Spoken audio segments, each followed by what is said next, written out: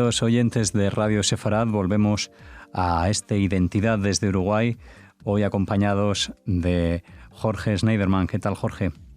¿Qué tal? Muy buenos días, Alejandro, con el placer renovado de encontrarme contigo y con la audiencia de Radio Sefarad, por supuesto. Bueno, una audiencia a la que hoy acercas la figura, la obra de Berta Pappenheim, que como comentábamos, pues una judía, ¿no?, que fue pionera del trabajo social en Alemania. Cuéntanos más sobre ella.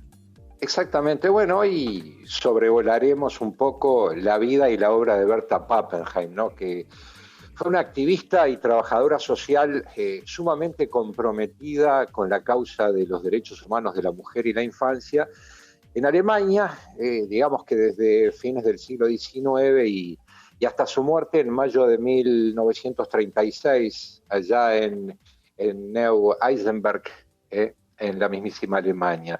Bueno, Berta asoma a la vida, Alejandro, un 27 de febrero de 1859, en Viena, en aquella Austria que lideraba el Imperio Austrohúngaro, y bueno, y nace en el seno de una familia judía de clase alta.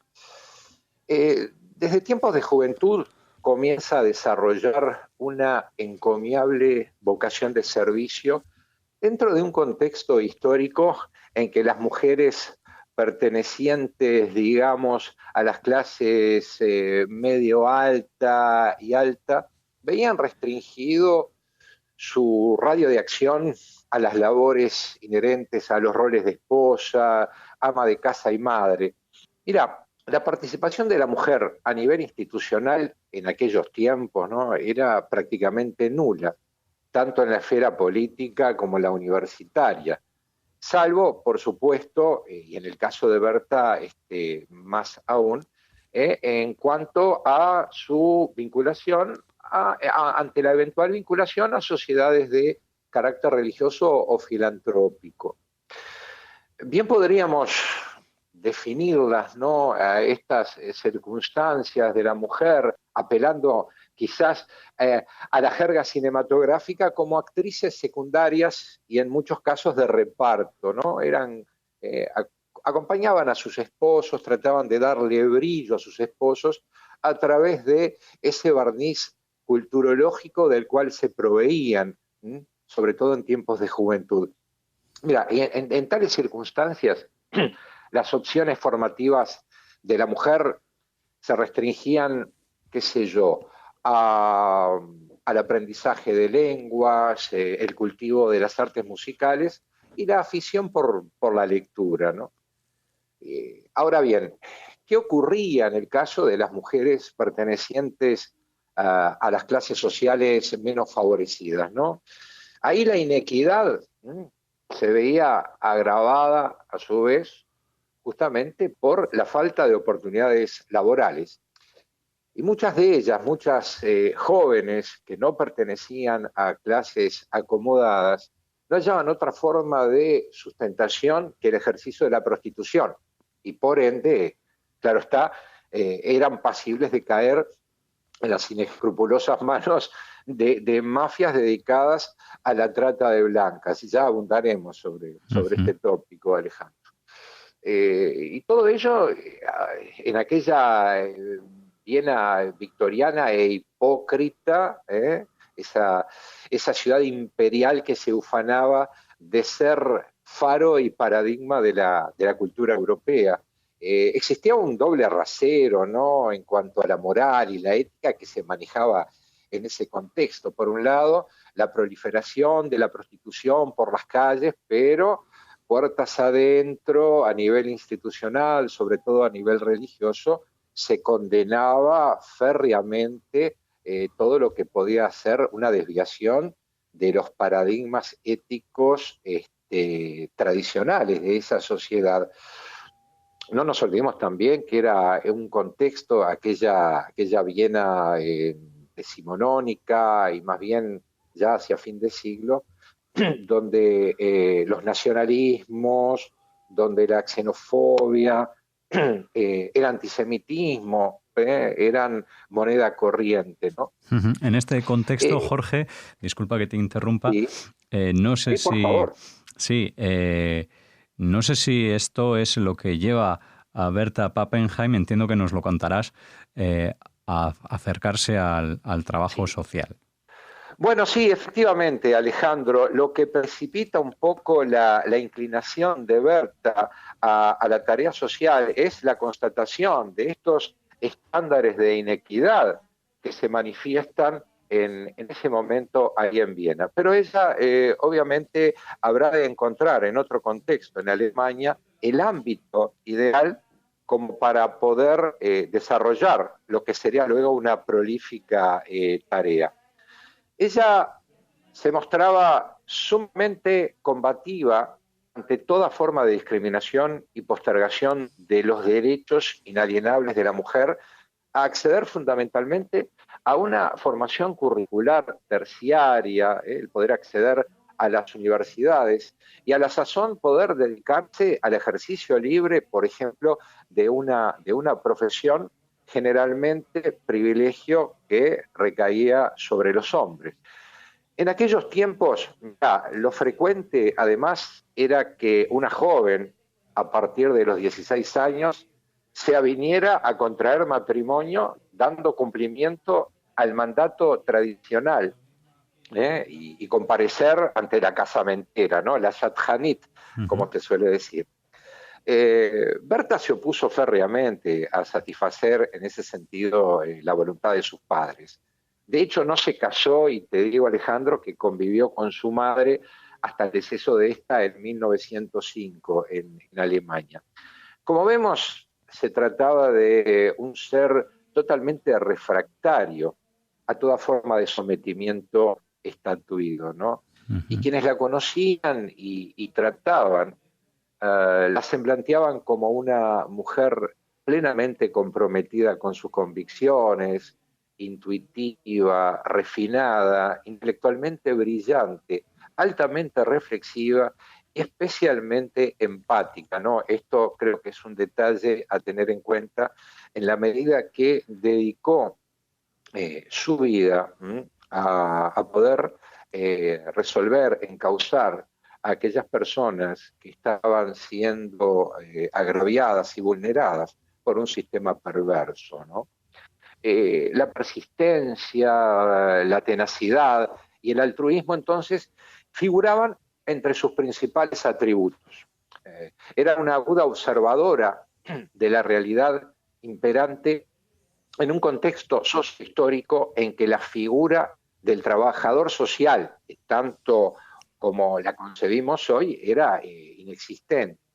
Sería ella entonces quien precisamente deviniera, ¿no? Luego de instalarse en Alemania, allá hacia fines de la década de los 80 del siglo XIX, ¿no? Y sería ella justamente quien se constituiría en la primera trabajadora social de dicho país. Y eso no es poca cosa. Efectivamente, en 1889 se instala en Frankfurt, creando un orfanato que dirige hasta 1895. En el mismo se aboca al cuidado de niños judíos sobrevivientes de los pogromos desencadenados en distintas zonas de Europa, especialmente en Rusia. Eran tiempos, Alejandro, en que el caso Dreyfus puso en vilo a la comunidad judía del viejo continente y en que los protocolos de los sabios de Sion, quinta esencia del antisemitismo más puro y duro, salieran a la luz precisamente en la Rusia zarista. Años después, allá creo que por 1902, funda un centro de atención a la mujer y poquito después el Comité de la Mujer Judía. Asimismo, en 1906 desarrolla un proyecto para erigir un hogar para prostitutas en Eisenburg, la localidad cercana a Frankfurt en la que se había radicado, y comienza a intensificar sus vínculos, su relacionamiento con instituciones y personalidades afines a su tarea, tanto en Europa como en Medio Oriente y los Estados Unidos. desarrolló una intensísima tarea divulgativa en el plano de las ideas que ella preconizaba. Entre sus trabajos publicados debemos consignar El derecho de las mujeres, otro texto, Galicia, la mujer judía, que era nada más ni nada menos que un ensayo en que propone un diagnóstico situacional de la mujer en aquella parte de Europa oriental. También incursionó, miren qué interesante, en la narrativa infantil a través de una obra entrañable que dio en llamar Una tienda de segunda mano. También nos legó una trilogía dramática intitulada Incidentes trágicos, y por último un interesante alegato contra la trata de blancas en Europa y Medio Oriente, que a su vez denominó Sisyphusberg. Cabe de pronto destacar, quizás como epítome conceptual de lo que representó esta pionera del feminismo en su tiempo, y que de hecho refleja la vigencia de su pensamiento, la siguiente frase, Alejandro: si hay justicia alguna en otra vida, las mujeres harán leyes y los hombres tendrán a los hijos. Como para reflexionar, ¿verdad? Bueno, pero henos aquí que la trascendencia de esta proactiva activista no estribaría únicamente en su intensa y encomiable tarea social.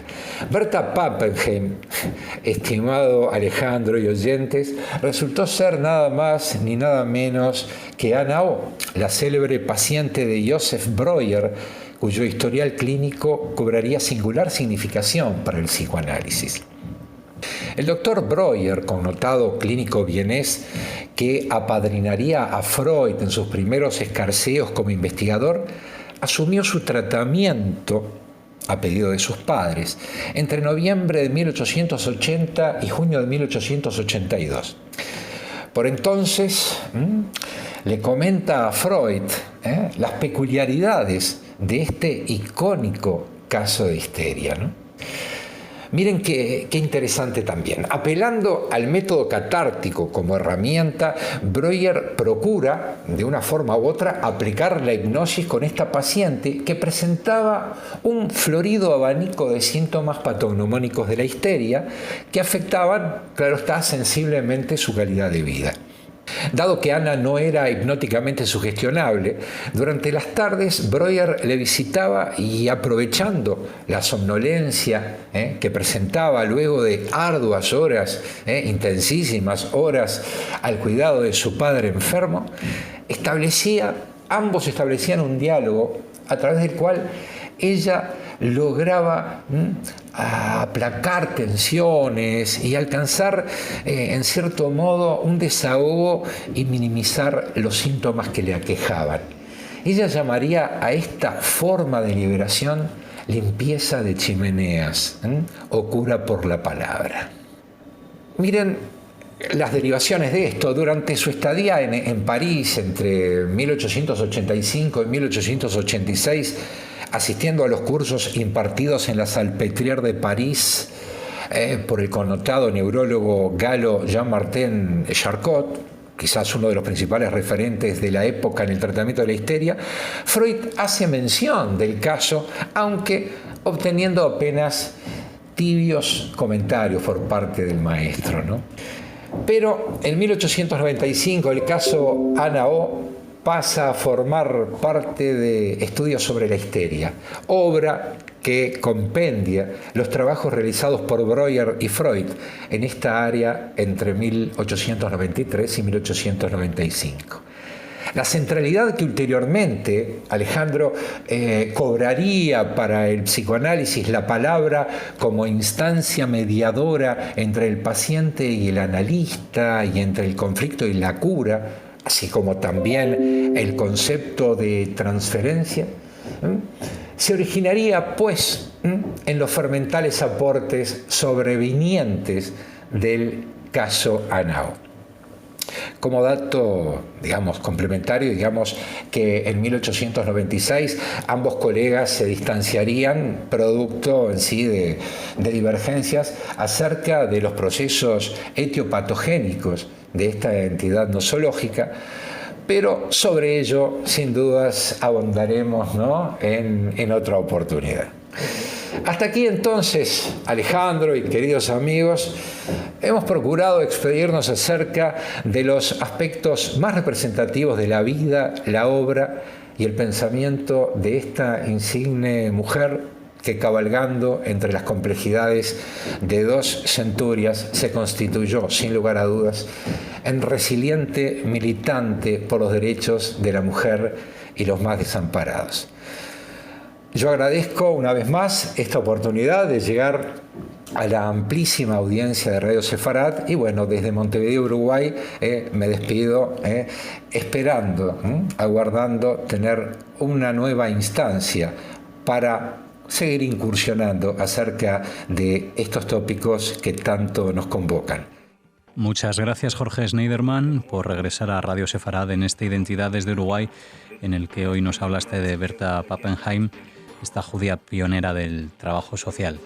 Nos escucharemos en una próxima edición de este Identidad desde Uruguay, del que les recordamos la página web www.mensuarioidentidad.com.uy.